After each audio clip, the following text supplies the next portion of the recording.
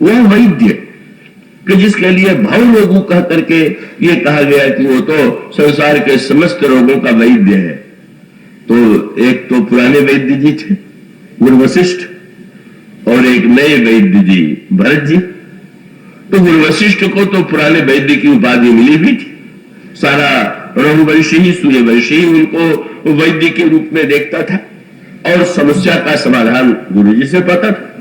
और मां ने भी इसी आधार पर कह दिया कौशल्या जी ने कि गुरुदेव तो वैद्य है, और अगर वो कोई बात कहते हैं तो उसे तुम स्वीकार करने में रंच बात कष्ट का अनुभव मत करो। किंतु श्री भरत ने जो प्रश्न उठाए, और उसमें वो 3-4 प्रश्न हैं, उन पर एक दृष्टि आप डालें। एक प्रश्न तो उन्होंने यह किया, जब उन्होंने देखा कि सभी लोग मेरे कोई राज्य के मेरे लेने का विरोध नहीं कर रहा है, तो उन्होंने एक प्रश्न गुरु वशिष्ठ से किया, अयोध्या वासियों से किया, कौशल्या अम्बा से किया, मंत्रियों से किया, और थोड़े से वाक्यों में ही उन्होंने सबको निरुत्तर कर दिया। उन्होंने एक वाक्य तो ये कहा, गुरुदेव से अनुरोध किया, आप तो महानतम है पर मोहि अनुहरत, कृपा करके आप मेरी ओर भी तो ध्यान दें। वही सूत, अगर मैं रोगी हूं, अयोध्या के लोग रोगी हैं, तो रोगी की प्रकृति तो समझ लें, और फिर आप फिर दवा का आप जो निरूपण करें वो करें। दूसरा प्रश्न उन्होंने यह किया कि क्या ये सचमुच निदान जो है वो रोग का सही निदान है, और क्या जो औषधि गुरुदेव बता रहे हैं क्या वो सही औषधि है, और क्या जो पथ्य मां कह रही है वो पथ्य है क्या, और वह कितने महत्व का प्रश्न उनका है। मानो श्री भरत सही सही निदान कर देते, और वो सही सही निदान यह था कि अयोध्या की प्रश्न ये नहीं है, यहां से प्रश्न मत प्रारंभ कीजिए कि पिताजी ने कहा तो बस समस्या का समाधान यही है कि मैं सिंहासन पर बैठ जाऊं। इससे बढ़कर के तो, और संसार के लोग तो सचमुच समस्या का समाधान वहीं से करते और वहीं से माने। वो तो जैसे 20 डाकू मिलकर डाका डाले, और डाका डालने के बाद जब बैठे तो आपस में कहीं ईमानदारी से बंटवारा होना चाहिए। तो डाका डालने में ईमानदारी की आवश्यकता नहीं, पर बंटवारे में तो ईमानदारी की दुहाई देनी ही पड़ेगी। समस्या का श्री भरत कहते हैं कि पिताजी ने अगर मुझे राज्य लेने के लिए कहा तो क्यों कहा, और अगर महारानी कैकेयी ने ये वरदान मांगा क्यों मांगा, कि मूल में क्या है। और उन्होंने एक एक प्रश्न, मानो उन्होंने एक महानतम सूत्र दिया कि अगर धर्म का एक क्रम है, धर्म जो है एक तो समाज के स्वार्थों में सामंजस्य पैदा करता है, आपका भी स्वार्थ है, इनका भी स्वार्थ है, दोनों का न्यायपूर्वक समाधान हो जाए, बंटवारा हो जाए, ये धर्म का की पहली कक्षा है। किंतु ऐसा न हो कि धर्म का प्रयोग केवल व्यक्ति धर्म का स्मरण उस समय व्यक्त करे जब उसके स्वार्थ की समस्या हो, और स्वार्थ के समर्थन में ही जब धर्म का उपयोग होने लगता है तो धर्म के नाम पर जितना अनर्थ होता है उतना अनर्थ तो दूसरी तरह नहीं हो सकता। और इसका अभिप्राय कि अगर कोई व्यक्ति ये समझ रहा हो कि ये अधर्म है फिर भी कर रहा है तो कम से कम बुद्धि से तो जानता है, पर वो अपनी बात को बुद्धि से भी समर्थन देने लगे तो फिर तो उस व्यक्ति का रोगी को रोग हो, और रोगी को रोग होने के बाद वो ये समझे कि मुझे रोग हुआ है, रोग मेरी भूल से हुआ है, और वैद्य से जाकर के कहे कि मेरी ये भूल से रोग हुआ, क्या इसकी कोई दवा है, तो उसकी दवा हो सकती है। पर ऐसा रोगी जो अपने को रोगी न मानता, ऐसा एक रोगी मिल गया था हनुमान जी को। प्रभु ने तो कहा हनुमान जी से कि लंका तुम ही जाओ पहले, तो प्रभु की योजना यही थी, शंकर जी के अवतार है तो ब्राह्मण के गुरु तो शंकर जी है, तो गुरु जी ही जाकर के चेले को स्वस्थ करे। हनुमान जी पहुंच गए तो रोगी तो बड़ा अद्भुत था, और वो अद्भुत यही था, दृश्य तो सारा उल्टा था। हनुमान जी बंधे हुए खड़े हैं वो रावण जो है सिंहासन पर बैठा हुआ है। व्यंग क्या है? बद्ध कौन है और मुक्त कौन है? हनुमान जी तो बद्ध दिखाई दे रहे हैं, रावण मुक्त दिखाई दे रहा है। रावण न्याय के सिंहासन पर बैठा हुआ दिखाई दे रहा है, हनुमान जी अपराधी के रूप में जहां अपराधी खड़ा होता है वहां खड़े किए गए।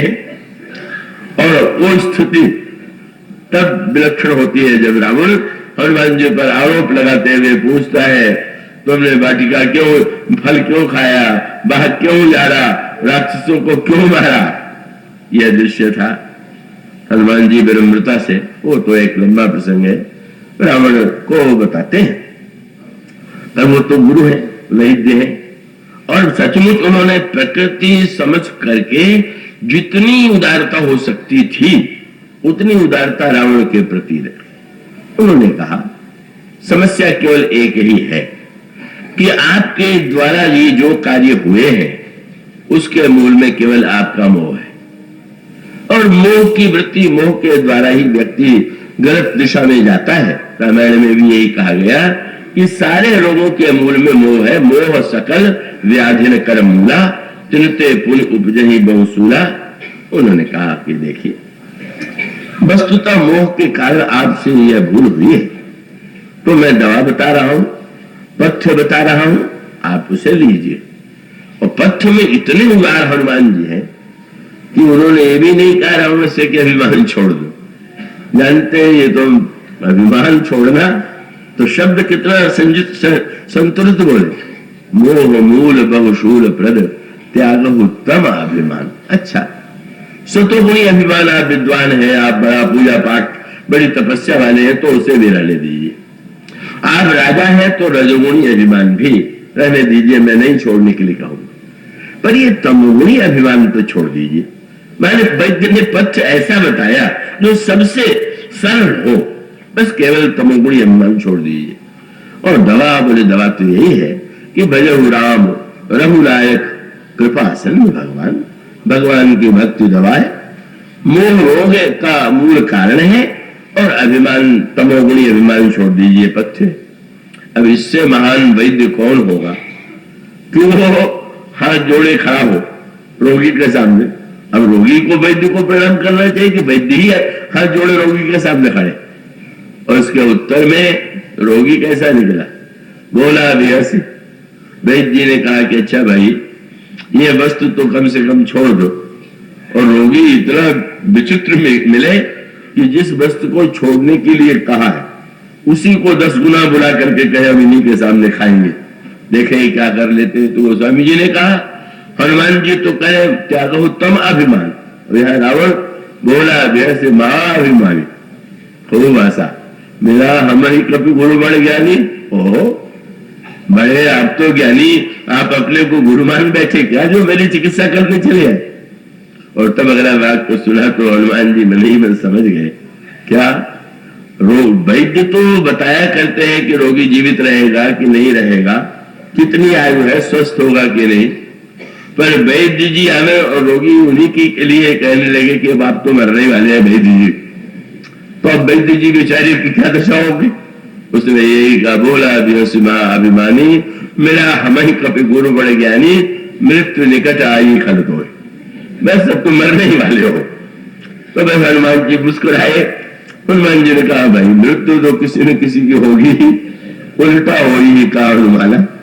मानो अब इस प्रकार का अगर कोई रोगी हो तो उस रोगी के स्वस्थता का तो प्रश्न ही कहां से आता है, कैसे होता है? लेकिन का समस्या का जो वास्तविक रूप था हनुमान जी ने बताया। समस्या के मूल में वो रावण तो सीधे से कह देगा, इन्होंने मेरी बहन शूर्पणखा का नाक कान काट दिया, बदले में मैंने उनकी पत्नी का हरण किया। रावण के तर्क के तो समर्थक भी आजकल मिल जाते, वो लिखते हैं कि रावण ने अन्याय क्या किया, अगर उसके परिवार का, उसकी बहन का अपमान किया तो उसने अपमान का बदला लिया। पर हनुमान जी कहते हैं, हनुमान जी का संकेत ये है, इतिहास यहीं से शुरू होगा क्या? शूर्पणखा का नाक कान काट लिया गया, तुम यहीं से शुरू करोगे? क्या हुआ, क्यों गई शूर्पणखा ने, क्या चेष्टा किया? शूर्पणखा सीता जी को खाने की चेष्टा करती, भगवान राम मृत्यु दंड के स्थान पर इतना छोटा दंड देते तो तुम उस सारी घटना को भुला करके बस वहीं से उन्होंने किया तो मैं कर रहा हूं। मानो किसी भी समस्या का समाधान यदि ढूंढना है तो उसके अंतरंग कारण की ओर ध्यान देना ही चाहिए। और यही श्री भरत ने कहा। उन्होंने कहा कि ये जो कुछ यहां हुआ है और जो उसका परिणाम दिखाई दे रहा, स्पष्ट दिखाई दे रहा, क्यों हुआ? आपने गुरुदेव ने तो कह दिया बस सिंहासन पर बैठ जाओ, और तब उन्होंने कहा समस्या दूसरी और दवा दी जा रही है दूसरी। और वो दवा जो कल आपके सामने कहा गया, उन्होंने कहा ग्रह ग्रहित। एक तो ग्रह दशा खराब आ गई और बात रोग हो गया हो और बिच्छू मार दे। अब अगर कोई व्यक्ति आवे और कोई वैद्य कहे कि शराब पियो, चलो, तो शराब के नशे में थोड़ी देर के लिए भले ही वो भूल जाए तो उससे ग्रह दशा मिट जाएगी क्या? बात रोग मिट जाएगा क्या? और बिच्छू की पीड़ा क्या उससे समाप्त होती है क्या? श्री भरत का तात्पर्य यह था कि गुरुदेव अयोध्या में ये तीनों समस्याएं, और तीनों समस्याएं ग्रह दशा माने। पहली समस्या तो यही है, और गोस्वामी जी ने उसी क्रम से उसका निरूपण किया। जब मंथरा आती है, सरस्वती आती है मंथरा की बुद्धि को बदलने के लिए, तो गोस्वामी जी ने कहा हरस हृदय दशरथपुर आई, जन ग्रह दशा दुसह दुखदाई। उसका अभिप्राय यह है सबसे बड़ी ग्रह दशा वो नवग्रह वाली दशा में ढूंढिएगा। ये तो काव्य है। ज्योतिषी तो हर जगह अपने ग्रहों को ही ढूंढते। श्री राम को राज्य मिलते मिलते बन जाना पड़ा, तो ज्योतिषियों ने तुरंत कहा कि वो तो इसलिए नहीं मिला कि उनकी कुंडली में मंगल खराब हो गया था, और इसीलिए राज्य मिलते मिलते बन जाना पड़ा। अंगारक विरोधन रामो राष्ट्राद विवासित है, हंसी आ जाती है।